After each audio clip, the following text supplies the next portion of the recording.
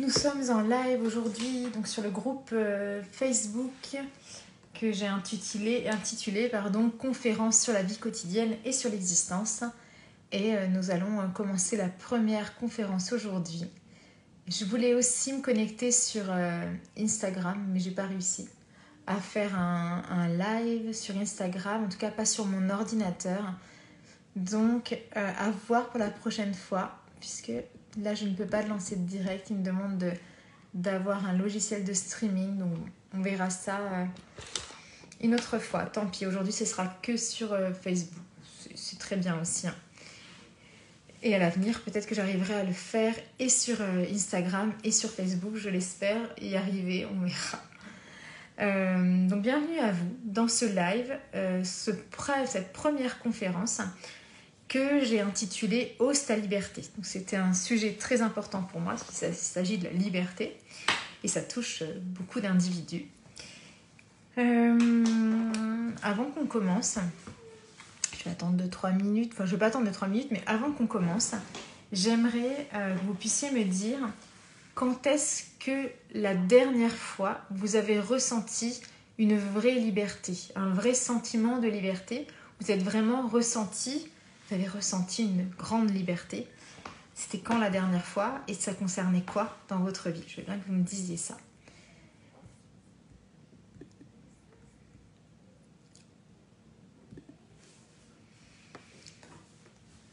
Merci pour ceux qui sont là en direct et à ceux qui nous rejoindront.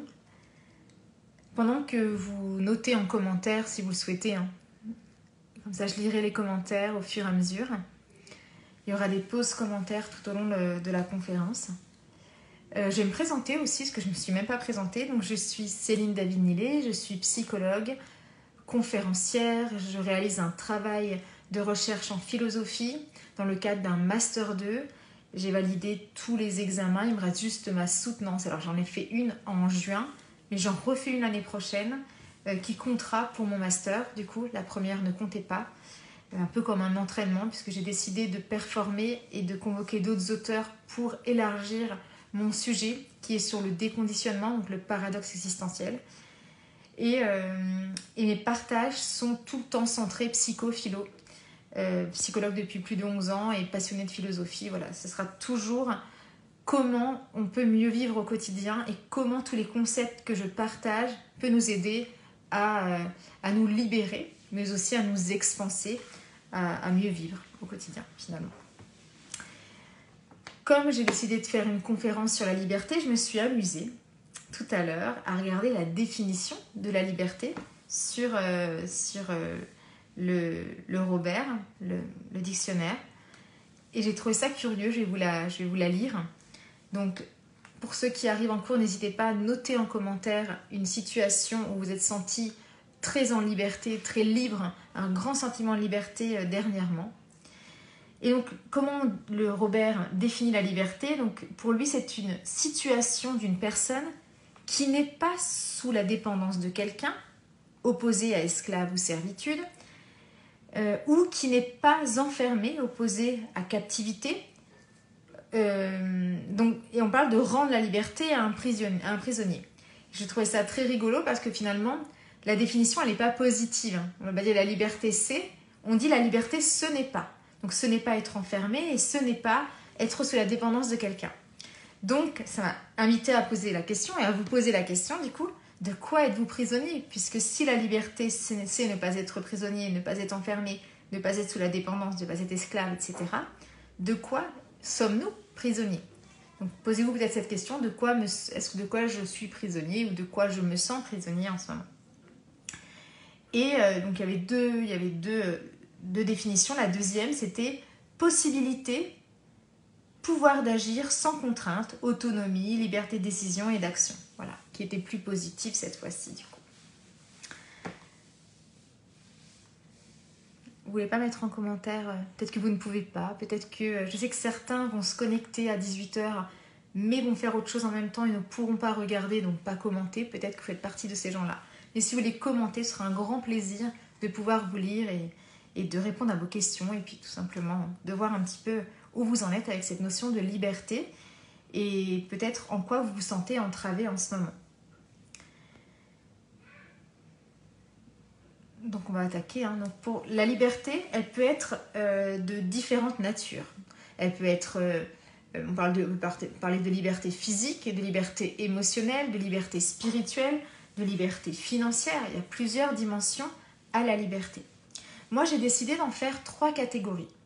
En préparant cette conférence, c'est ça que j'aime bien, parce que du coup, en préparant les choses, du coup, je réfléchis et je philosophe, et il y a des choses qui me sont venues, qui vont d'ailleurs nourrir mon travail de recherche en philosophie, donc tout est juste.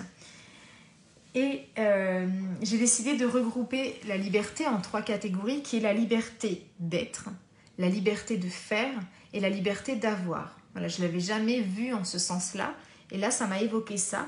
C'est que finalement, on peut se dire, et du coup j'étais plus loin que ça, mais on le verra dans la conférence, c'est que la liberté d'être, c'est la liberté d'être authentique, c'est l'authenticité. La liberté de faire, c'est la réalisation de soi.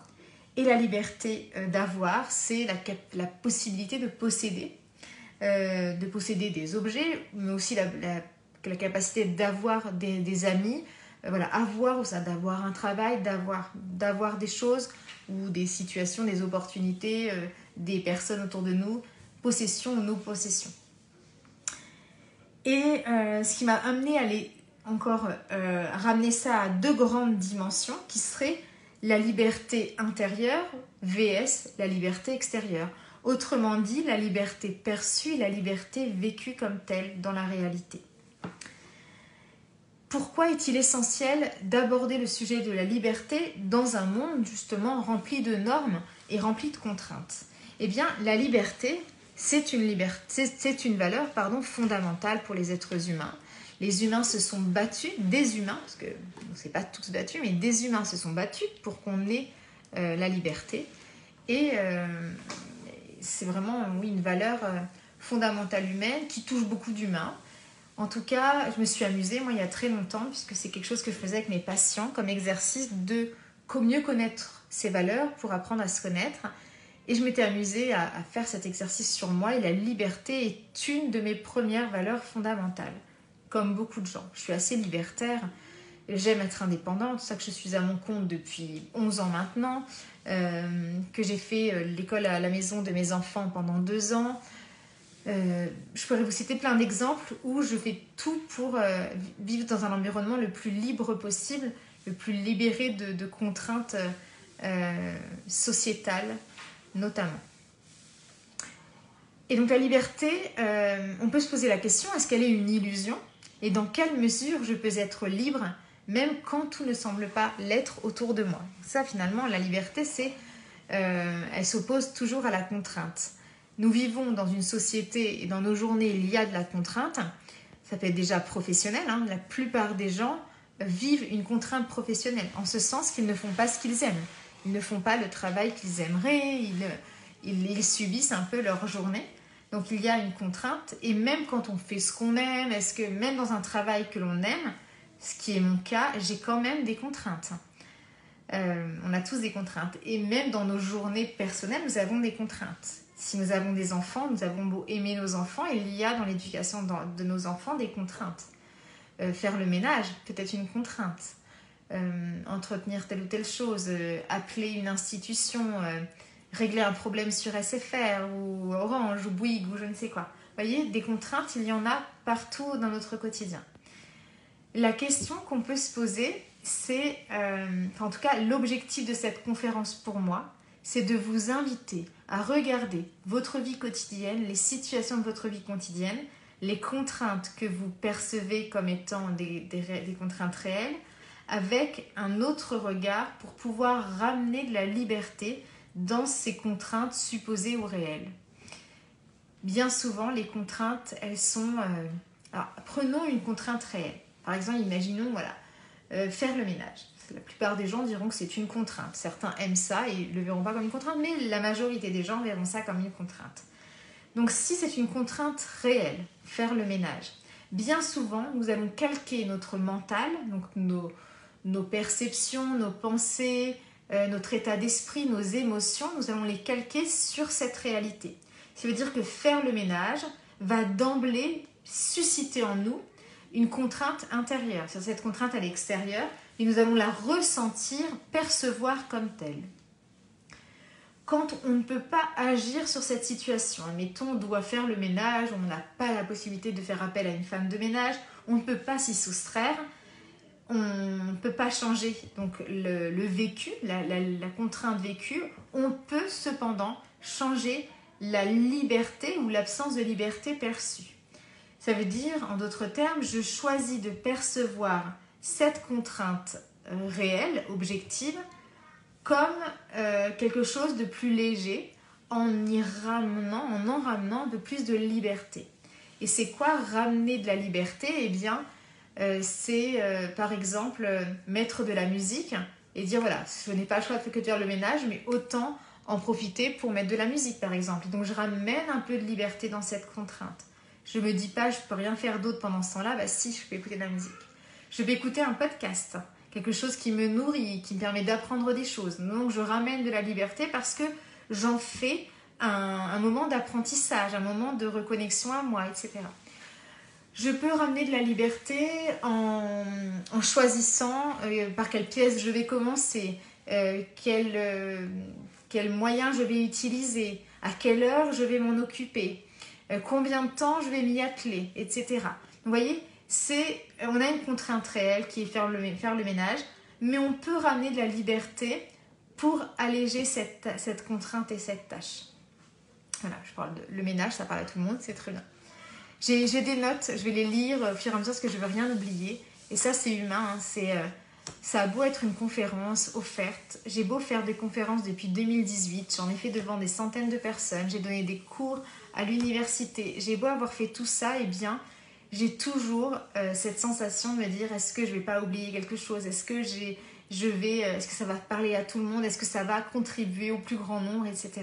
C'est des questions humaines et du coup, pour pallier à ça, j'ai pris des notes et je vais m'y référer pour ne rien oublier. Ce que je voulais vous inviter à faire assez rapidement, c'est de prendre 2 minutes, 1 minute, 2 minutes, prendre un petit moment pour réfléchir à une situation qui vous oppresse aujourd'hui, une situation dans laquelle vous ne vous sentez pas libre, afin justement de pouvoir créer dans cette situation un espace de liberté.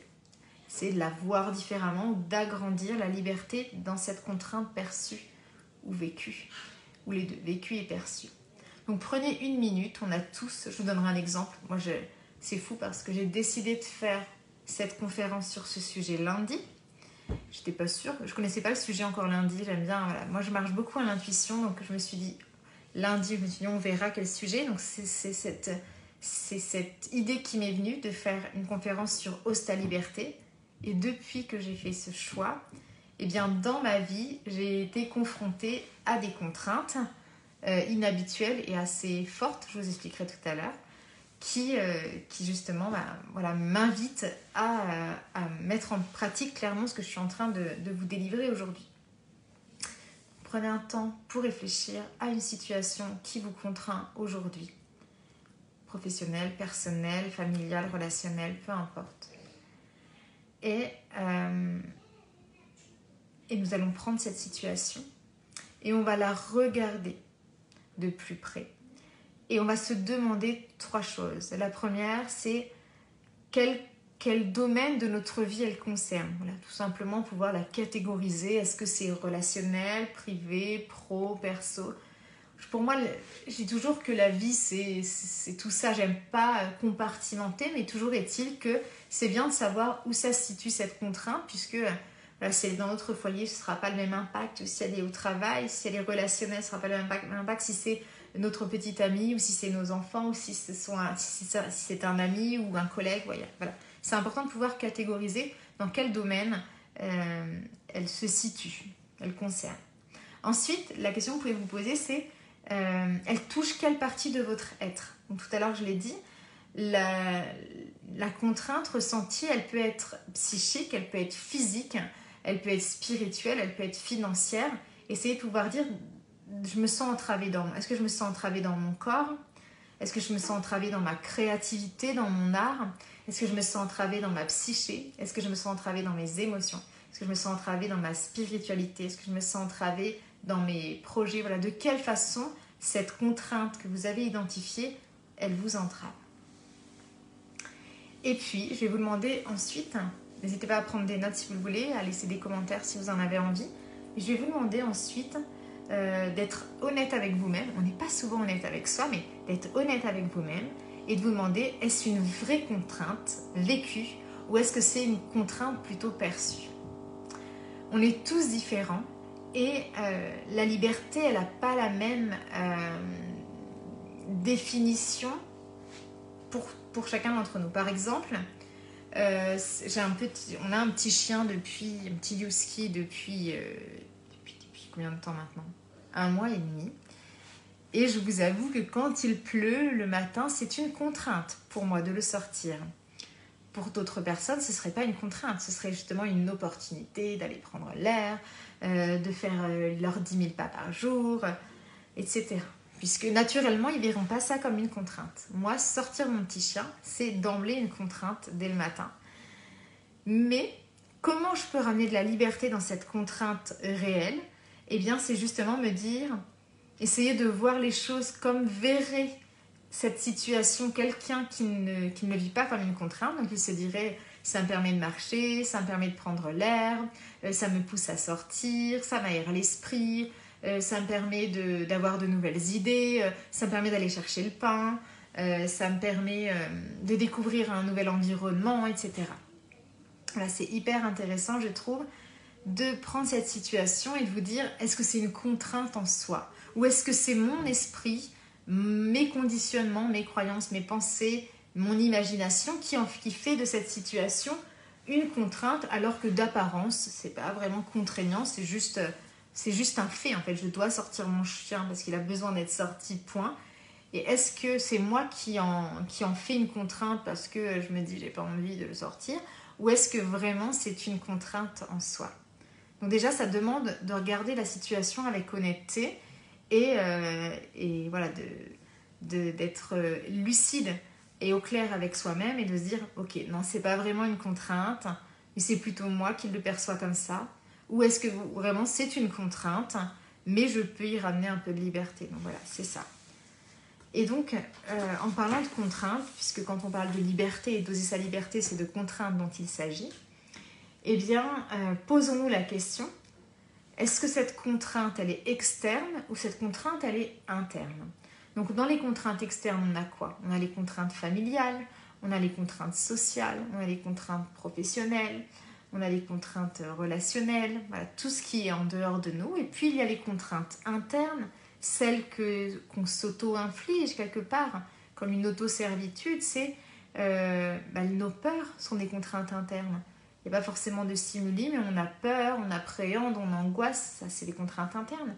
Nos croyances limitantes, je ne suis pas capable, je ne vais pas y arriver, c'est très difficile, c'est trop compliqué. Ça c'est des contraintes internes. Le manque de confiance en soi aussi qui nous paralyse, qui nous empêche de nous réaliser, d'aller pleinement dans nos projets, c'est une contrainte également. Et puis bien sûr nos conditionnements. Voilà, j'ai fait tout un travail de recherche là-dessus qui a donné lieu à mon livre qui s'appelle le paradoxe existentiel, où j'explique tout ça. C'est que, eh bien, effectivement, on n'a pas choisi de naître dans la famille où on est arrivé, et peu importe dans la famille où on est arrivé, cette famille, elle a une façon de voir le monde qui va nous être totalement transmise, puisque l'enfant n'a pas le choix que d'adopter la façon de voir le monde, les us et coutumes, les croyances, les actions, réactions, attitudes de ses proches parents, et va les intégrer comme une norme jusqu'à ce qu'ils grandissent et qu'ils se rendent compte qu'il y a d'autres façons d'être au monde, sauf qu'une fois conditionné, c'est très difficile de se déconditionner, et du coup on peut voir le monde à travers ce spectre de l'angoisse, de la haine, de l'injustice, voilà. Et puis les blessures que l'on va glaner aussi sur notre chemin, notre expérience de vie, nos expériences vont nous inviter aussi à voir le monde d'une certaine façon. Si on a vécu plusieurs fois de l'injustice, voilà, je m'en réfère aux 5 blessures de Lise Bourbeau, mais l'injustice, la trahison, l'abandon, le rejet, l'humiliation, eh bien, selon notre expérience de vie, on va aussi voir les situations comme contraignantes. On peut voir une réunion de travail contraignante parce qu'on a été humilié enfant, Et on va tout de suite le voir sous cette blessure de l'humiliation et ça va être d'emblée une contrainte alors que objectivement une réunion n'est pas une contrainte, c'est juste un fait, c'est juste une activité dans un métier, dans une profession, c'est une activité, tout comme passer une commande, tout comme se rendre à un rendez-vous, voilà. Donc c'est intéressant de comprendre aussi l'origine de la contrainte perçue, voilà. Cette contrainte, encore une fois, elle peut être externe ou interne. Et si elle est interne, si elle est liée à des peurs, des croyances limitantes, un manque de confiance, des conditionnements, eh bien c'est intéressant de se dire d'où ils prennent racine pour justement aller les libérer. Le but, c'est d'en prendre conscience et de les libérer.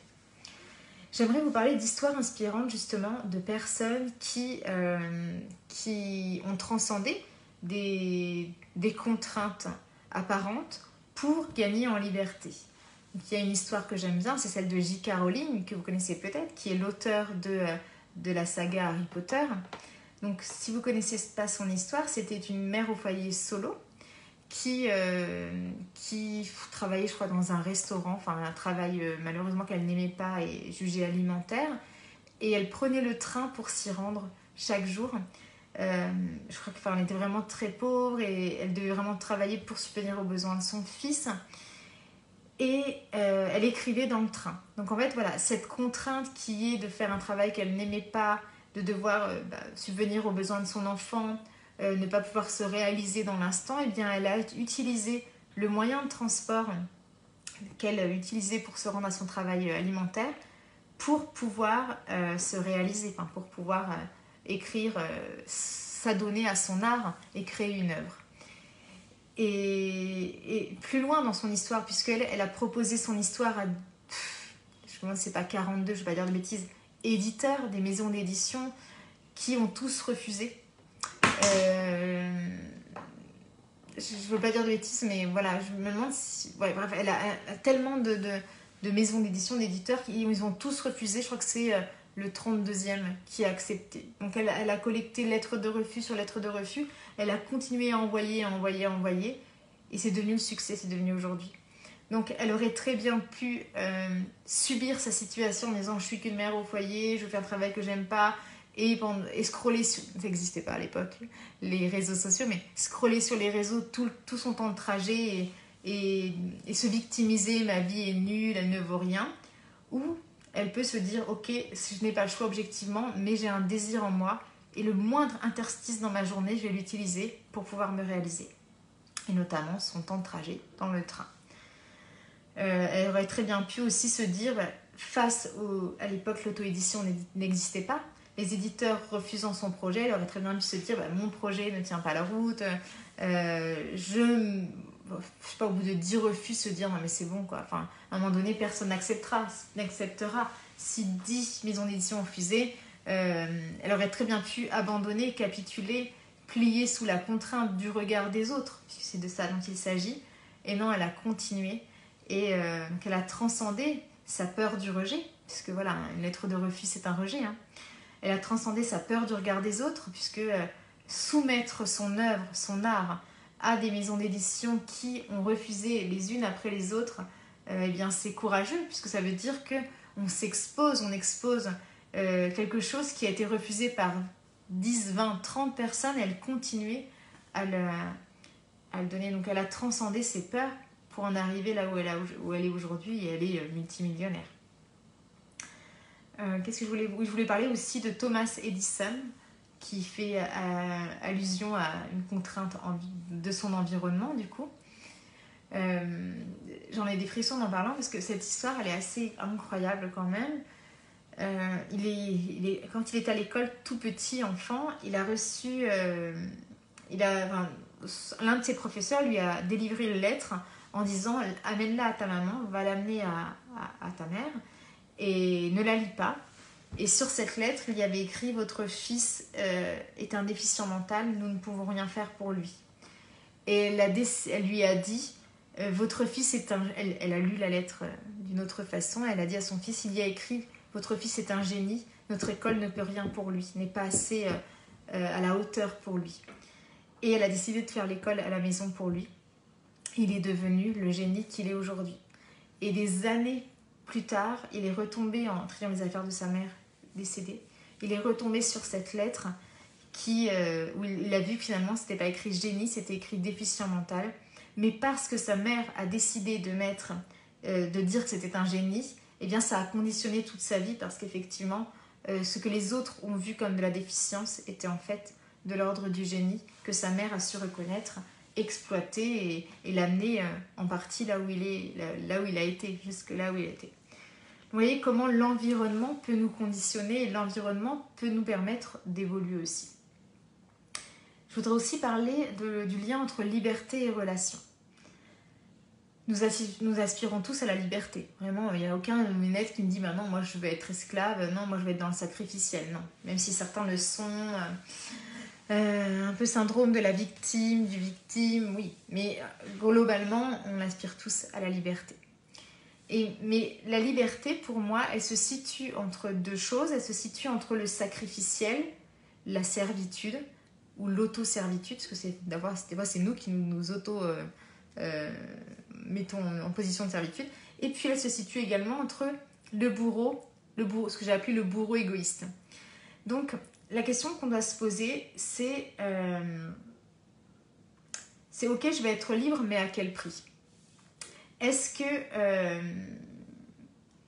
par exemple, si je suis dans le sacrificiel, dans la servitude ou l'auto-servitude, un peu l'esclave, est-ce que quel impact ça a sur ma propre liberté?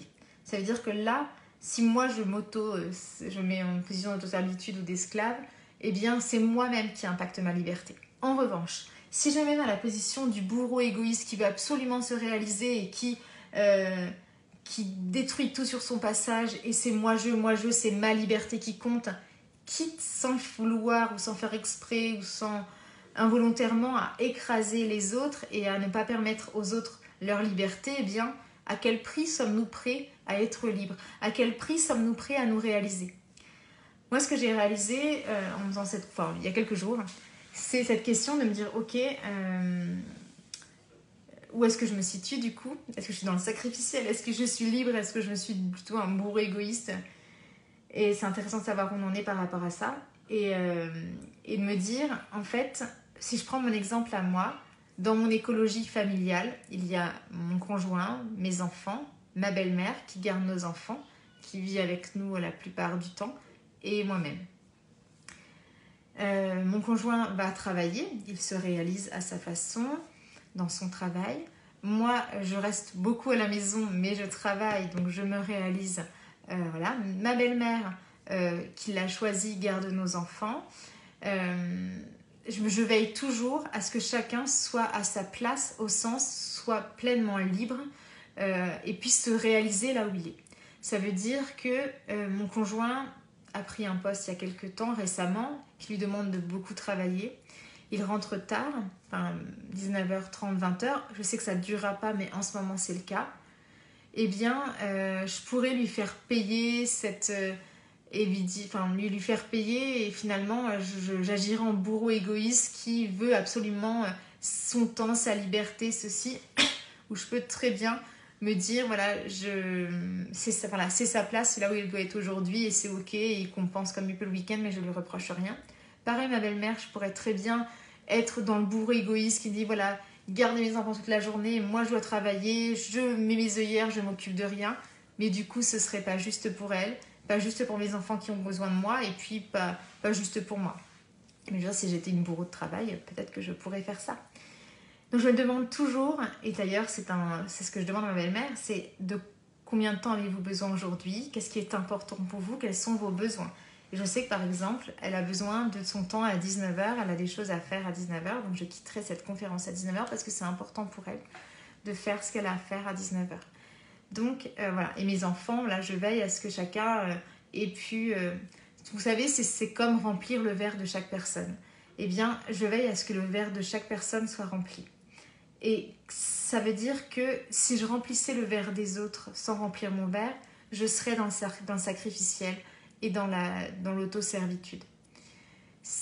Et d'ailleurs, je ne pourrais même pas remplir le verre des autres. Parce que si je n'ai pas d'eau dans mon verre, je ne peux pas remplir le verre des autres. Si je n'ai pas 10 € dans ma poche, je ne peux pas les donner.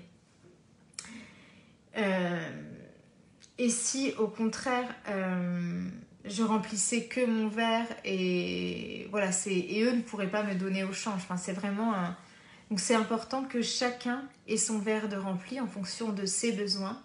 Et là, on peut arriver à une certaine d'osmose, d'homéostasie, de liberté, où chacun est libre de pouvoir se réaliser sans empiéter sur le temps des autres, sans être totalement dans le sacrificiel. Je remplis, mais moi je n'en ai pas, ou je prends tout pour moi et les autres n'ont pas. Parce que si vous êtes dans le sacrificiel, ça aura un impact sur vous, sur votre bien-être, sur votre santé, et si vous êtes dans le bourre égoïste, ça aura un impact sur les autres, mais ça va se retourner contre vous. Si vous prenez toute la couverture à vous-même, il me faut ma liberté, il me faut mon épanouissement, il me faut... et que vous oubliez totalement les gens autour de vous, à un moment donné, ces gens vont se retourner contre vous, que ce soit votre famille, votre conjoint, votre belle-mère, vos enfants. À un moment donné, eux vont tirer la sonnette et dire stop, c'est trop, quoi.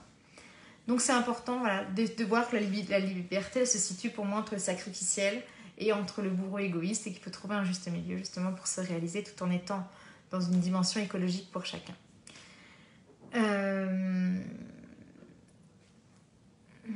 Qu'est-ce que je voulais vous dire d'autre par rapport à ça? Oui.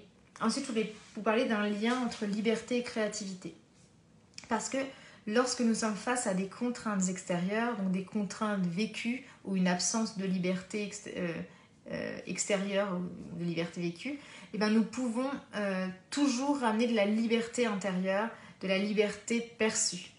Donc, qu'est-ce que ça signifie? Bien souvent, si nous vivons une situation objectivement contraignante, comme j'ai pu en citer tout à l'heure, mais voilà, comme j'ai dit tout à l'heure, on va de ce fait calquer notre ressenti à cette situation et nous allons donc la subir. Donc c'est important de ramener de la liberté, je vous l'ai déjà dit ça. C'est important de ramener de la liberté, donc ça signifie quoi? L'exemple du ménage tout à l'heure, où vous devez ramener de la liberté parce que la contrainte c'est de faire le ménage, vous n'avez pas d'autre choix que de faire le ménage, et vous pouvez mettre de la musique, écouter un podcast, commencer par les pièces que vous voulez, etc. Eh bien c'est faire preuve de créativité. Donc qu'est-ce que ça demande? La liberté, c'est étroitement lié à la créativité. Prenez n'importe quel exemple dans votre vie où vous vous sentez contrainte. Et demandez-vous, notez, je sais pas, 5 façons de pouvoir ramener de la liberté dans cette situation. Que ce soit une relation qui se passe mal, avec votre conjoint, avec un ex-conjoint, avec votre patron, avec un collègue, une collègue. Que ce soit financière. Vous vous sentez contraint par l'argent, par exemple. C'est un sujet, hein, tout le monde est concerné.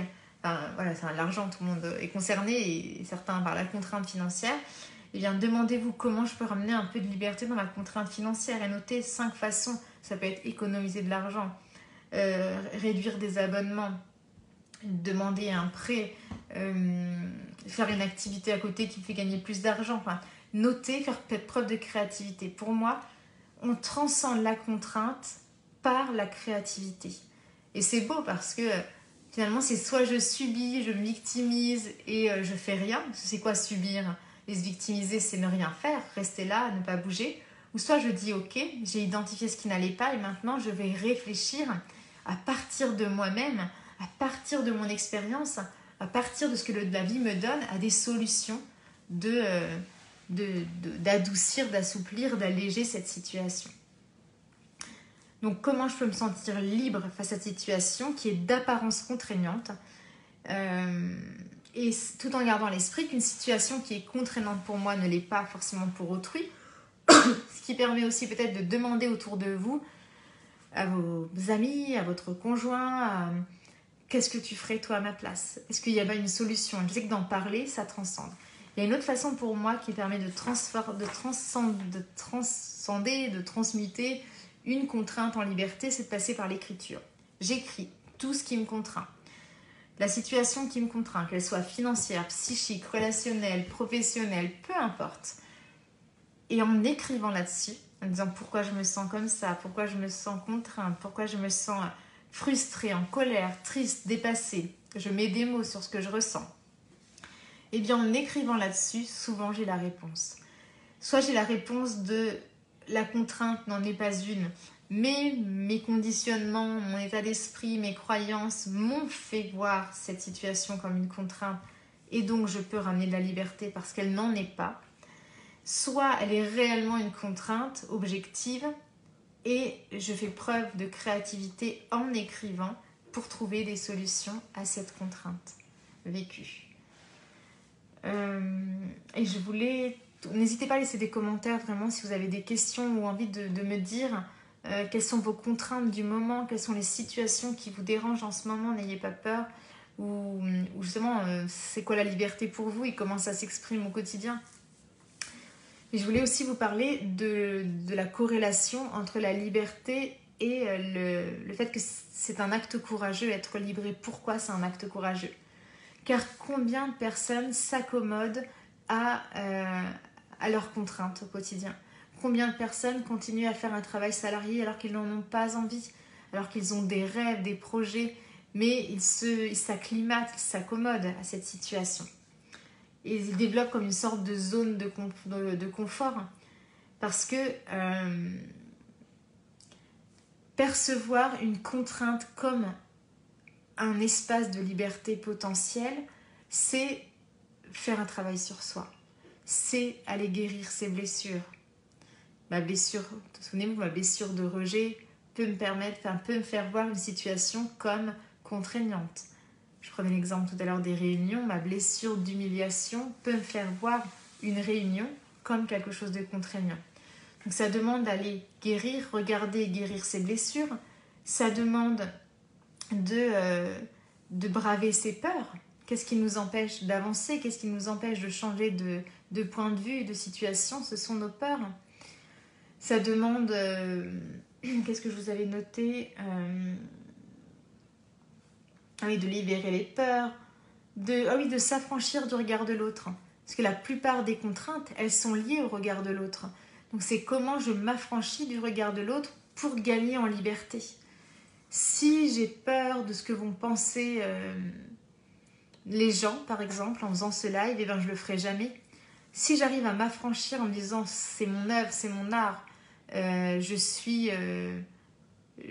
moi qui crée mon royaume. Donc c'est moi qui crée mon travail, mon business, c'est mon activité à ma façon. Eh bien, j'aurai plus peur du regard des autres parce que je sais que je le fais avant tout pour moi. Et qu'en le faisant pour moi, eh bien, ça parle à d'autres puisque parler de soi, c'est parler de tous finalement. Il y a une dimension universelle là-dedans. Et j'expliquais aussi que parfois, changer la perception sur une situation contraignante, en tout cas voilà, même si sur une contrainte, admettons, réelle, objectivement vécue, changer sa perception, ça ne suffit pas. Est-ce que je vais vous donner un exemple? Par exemple, je suis en libéral depuis 10 ans, 11 ans, presque 12 ans.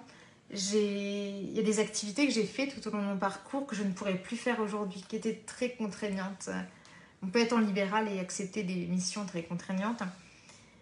Et j'ai essayé, fut un temps, de me dire, ok, plutôt que de dire je ne fais plus ça, je vais essayer de le vivre différemment, de changer ma perception et de voir ça comme une opportunité, de passer plus de temps chez moi, avec mes enfants, etc.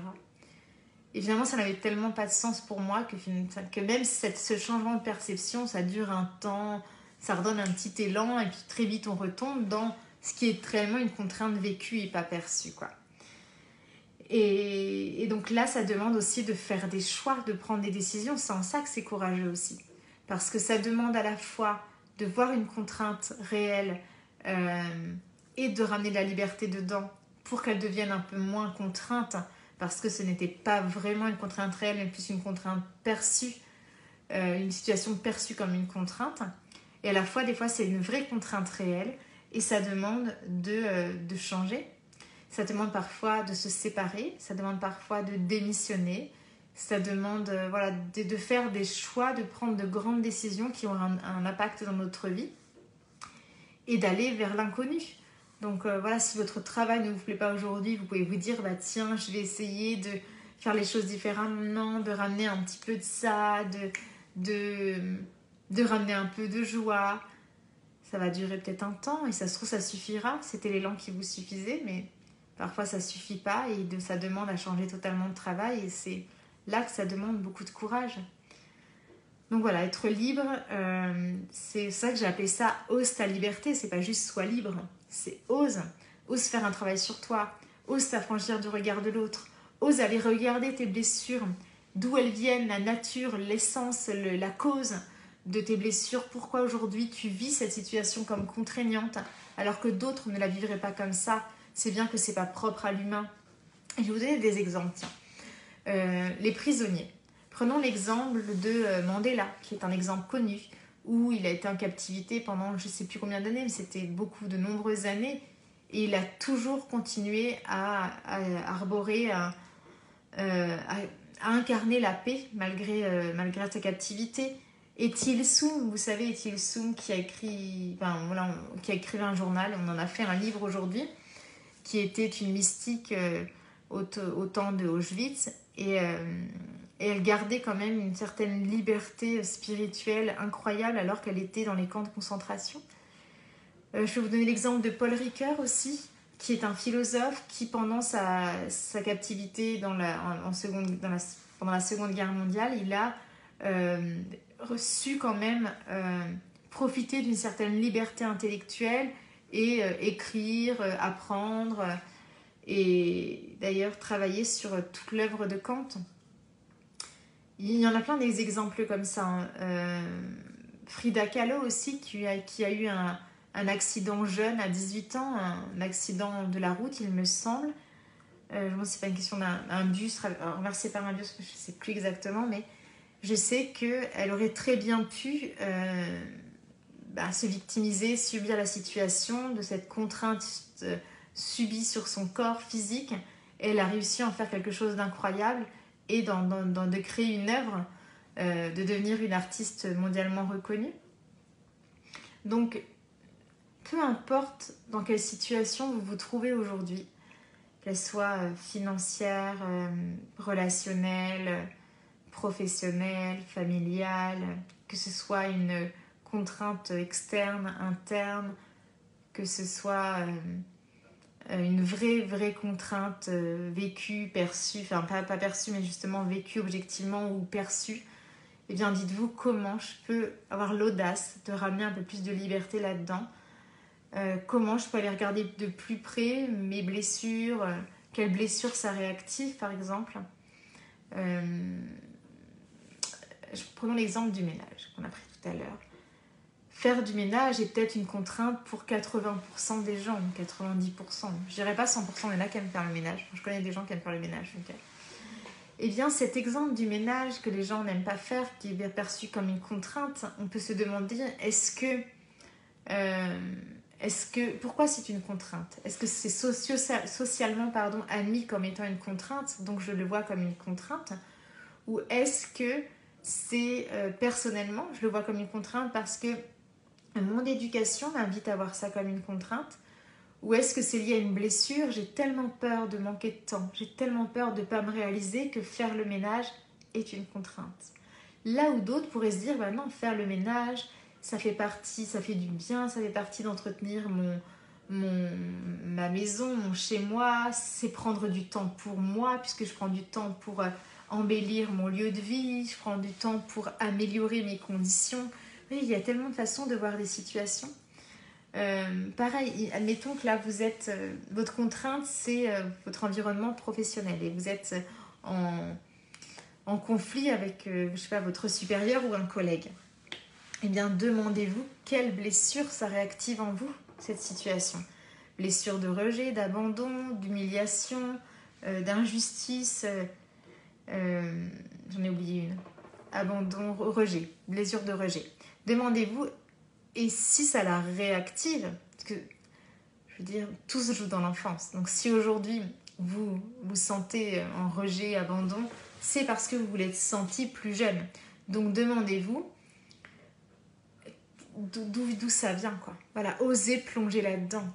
Et je sais que personne ne le fait, ou très peu.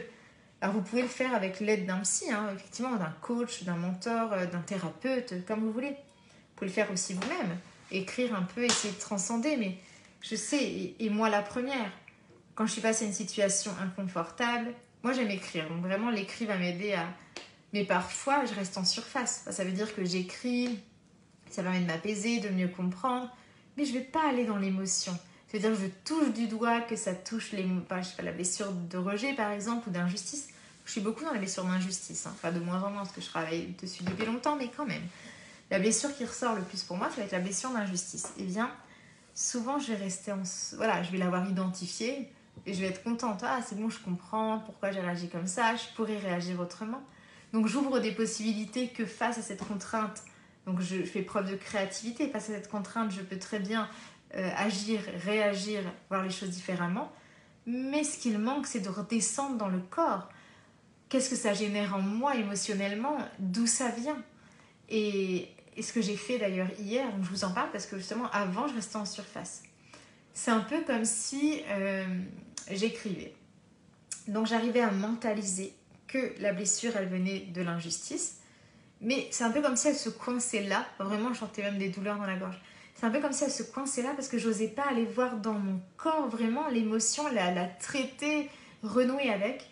Et là, hier après-midi, suite à une séance que j'ai faite avec un ami, eh bien, qui est plus dans la psychocorporelle, eh bien, il me dit, mais va plonger, voilà, va voir. Donc, je me suis amusée hier après-midi à prendre un temps pour moi. J'ai mis de la musique, une musique plutôt triste.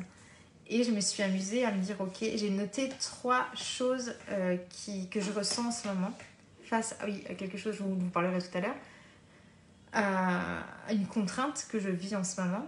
Et je me suis amusée comme ça à me dire, mais d'où ça vient? Donc j'ai noté, il y avait le mot vulnérabilité qui venait, donc j'étais plongée dans mon enfance, un peu comme en état d'hypnose avec la musique dans mes oreilles, et j'essaie de replonger, de redescendre plutôt, voilà, de descendre pour retrouver les événements, si c'est pas le tout premier, en tout cas les plus lointains possibles, où j'avais été vulnérable. Et j'ai noté. Et du coup, je me suis reconnectée à la petite Céline qui avait vécu ça, la jeune Céline, et je me suis adressée à elle. Et comme moi j'aime passer par l'écrit, on peut le faire très bien comme ça. Moi j'ai eu besoin d'écrire, donc je lui ai écrit. Je comprends que tu aies ressenti ça. Et en écrivant ça, j'avais des frissons et les larmes sont venues alors que je pleure. Puis pas souvent, puisque justement, j'intellectualise, je comprends, mais je ne descends jamais, enfin plus, avant je le faisais, mais on va dire depuis 5 ans que je suis devenue maman, eh bien je ne descends plus vraiment dans mes émotions. C'est comme si je ne m'autorisais plus à ressentir mes émotions. Donc voilà, j'ai fait cet exercice, ça a duré 1 heure, mais ça m'a fait un bien fou et je le referai. Ça veut dire que je vais partir d'une contrainte actuelle, essayer donc d'identifier la blessure associée, le trauma, la blessure, la peur, l'angoisse, la phobie, peu importe. Et je vais aller plonger dans mon enfance pour comprendre et m'adresser à cet enfant-là, voire même à la personne, s'il y a une personne qui a causé ça. Vous savez, en écrivant les fameuses lettres virtuelles que je conseille à tous mes patients, je trouve ça génial. Quand vous êtes en colère envers quelqu'un, triste, déçu, votre conjoint, votre belle-mère, votre... n'importe qui, eh bien vous allez écrire une lettre virtuelle, c'est-à-dire une lettre que vous ne remettrez pas, et vous allez écrire tout ce que vous avez sur le cœur. Je te déteste, tu m'as fait mal, voilà, vous écrivez, vous déchirez. Voilà, vous pouvez le faire sur ordinateur. Moi, j'aime beaucoup passer par l'écrit quand même, parce que voilà, on sait que le cerveau et le bras sont connectés, et ça a plus de poids que si on tape juste sur un clavier. Ça, c'est juste une nuance, chacun fait comme il veut. Mais c'est très libérateur. Vous allez voir vraiment si vous ressentez de la colère. À chaque fois que je l'ai fait, ça m'a permis déjà de me sentir mieux. Et puis des fois, ça m'a invité à refaire une vraie lettre sans les méchancetés. Une vraie lettre plus gentille, plus posée, on va dire.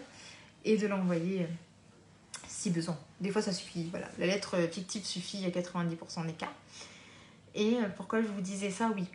Parce que donc, moi, je fais l'IUF à mes enfants, à ma fille de 5 ans, depuis 2 ans. Donc, depuis qu'elle est rentrée à l'école maternelle, je fais l'école à la maison, qui avant était depuis 2000, enfin, jusqu'en 2022, c'était juste une déclaration de mairie, et depuis 2022, c'est devenu il y a toute une réglementation où il faut faire un dossier qui est souvent refusé.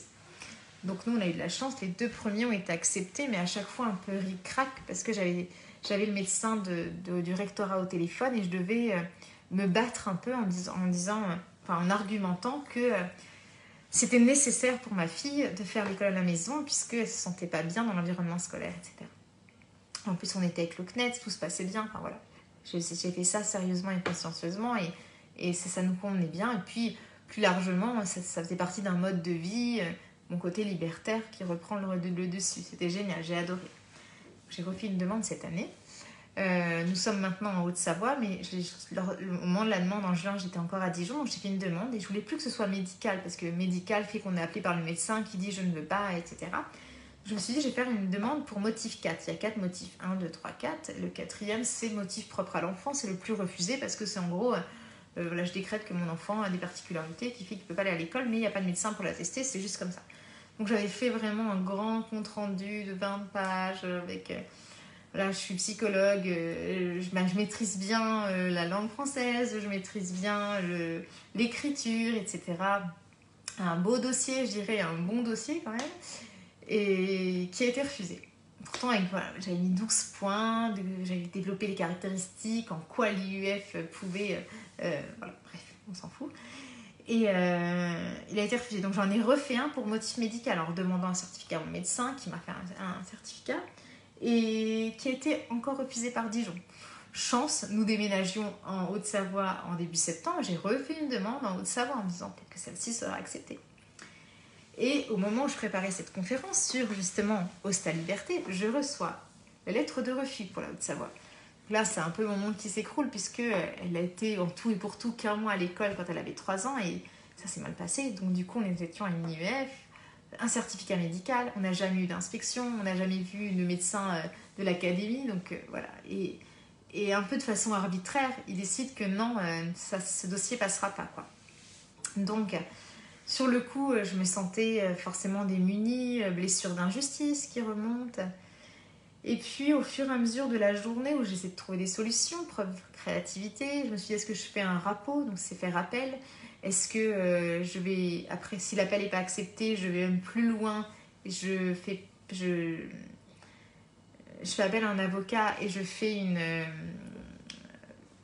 un recours au tribunal administratif. J'ai pensé vraiment à plein de choses en me disant, voilà, je me bats pour ma liberté, c'est important. Et j'en ai parlé avec ma fille et je lui ai dit, voilà, qu'est-ce que tu en penses? Elle a 5 ans. Et elle me dit, je veux bien essayer l'école.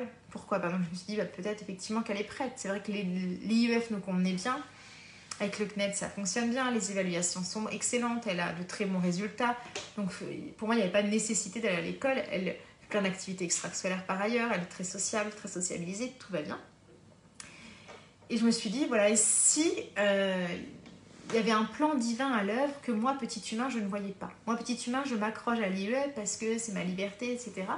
Mais moi qui souhaite aussi faire expanser mon entreprise, donner plus de conférences au niveau régional puis national, en continuant l'IEF, puis l'année prochaine pour ma fille qui aura 2 ans et demi, eh bien, effectivement, j'ai quand même moins de temps pour m'atteler à la réalisation de moi.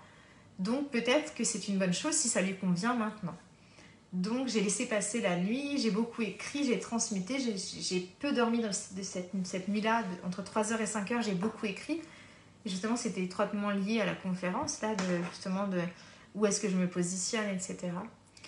Et ça m'a permis de transcender un peu cette absence de liberté, de contrainte, comme quelque chose de libre. Le jour même, on a été visiter une école. J'ai réussi à voir comment on pouvait mettre de la liberté là-dedans, comment elle pouvait, elle, jouer avec ça. Et finalement, j'ai découvert qu'elle ferait des activités que peut-être nous ne ferions pas avec elle, en tout cas pas aussi souvent. La patinoire, 2 séances de piscine par semaine, 15 jours de ski alpin. C'est ça, quand on vit à la montagne, on peut faire du ski alpin pendant 2 semaines à l'école. Enfin, j'ai trouvé que c'était quand même chouette et je me suis dit pourquoi pas essayer avec un retour progressif, etc. Voilà, j'ai aussi essayé d'aménager pour que ce soit un retour progressif, donc je continue pas à me battre, je vais pas dire ça, mais à dealer pour que ce soit un retour progressif comme ils l'ont suggéré dans leur courrier. Voilà comment j'arrive à remettre un peu de liberté dans ce qui me semble être une contrainte. J'essaie de voir plus grand en me disant qu'est-ce que le plan divin pense de ça, puisque moi, petite humaine, je vais voir mes propres intérêts, ma liberté, notre liberté chérie, être ensemble toute la journée, c'est génial. Mais peut-être que le plan divin, il a envie que je me réalise, il a envie que je donne plus de conférences. C'est pas pour rien que en 2018, très tôt, j'ai été amenée à donner une conférence devant 100 personnes. Et depuis, sans que je parle de mes conférences, je donne énormément de cours, de conférences, sans démarcher qui que ce soit. On m'a toujours trouvé pour me demander d'animer ce genre de choses. Pendant le confinement, je donnais des webinaires gratuits, mais pour une association, c'était pas pour moi. On m'avait voilà, convoqué aussi, enfin demandé de faire ça. Et là, je me suis dit, bah, il est peut-être temps de lancer mes propres conférences et de partager mes propres messages. C'est bien de le faire pour les autres, avec des sujets que l'on m'impose, qui sont en lien avec la psychologie, la philosophie, donc sur lesquels je suis calée, mais pas mes propres messages psycho, philo, spirituels. Donc, j'ai décidé de créer ma scène ici, sur ce groupe Facebook. Je suis contente de voir que vous êtes là ce soir. Et je continuerai du coup à partager mes messages sous forme de conférences pour des choses qui sont vraiment d'utilité publique et qui sont en lien avec la vie quotidienne et l'existence. Voilà, moi c'est jamais perché, tout ce que c'est toujours très concret. Et demandez-vous, si vous vivez une contrainte aujourd'hui, quel est le message de la vie, de l'univers, de Dieu, pour ceux qui sont croyants, du plan divin, de ce qui nous dépasse. Et si on arrive à prendre de la hauteur, on arrive à peut-être voir les choses non pas comme une contrainte, mais comme une liberté, et s'adapter à cette nouvelle liberté et trouver de la créativité dans cette contrainte. Voilà. C'était mon message aujourd'hui. J'espère que ça vous aura plu.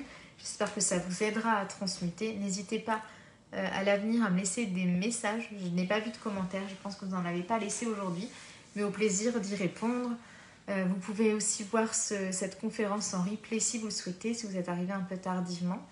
Et si j'arrive à trouver comment, elle sera peut-être sur YouTube, puisque je n'ai pas réussi à faire le live sur Instagram comme j'aurais aimé. Donc tant pis, pour une prochaine fois peut-être. Donc je viendrai une fois par semaine, je ne sais pas encore si ce sera le jeudi ou le mercredi. Certains ne pouvaient pas le jeudi. Le sondage, vous ne m'avez pas répondu, donc je ne sais pas. J'avoue que peut-être le mercredi, ça peut être bien. C'est le milieu de semaine, ça peut être bien. Je sais que certains sont avec les enfants, c'est peut-être pas, mais c'est moins la course parce que certains ne travaillent pas le mercredi après-midi. Je vais tenter peut-être le mercredi prochain pour voir ce que ça donne. Et puis n'hésitez pas à me dire si vous avez une préférence. Dans tous les cas, vous pourrez les voir en replay, mais j'aime encore plus vous avoir en live parce que comme ça, on peut échanger, vous pouvez commenter, me poser vos questions, donc c'est chouette aussi. Je vous souhaite une très belle soirée. Merci encore pour votre participation et à bientôt. Je vous embrasse.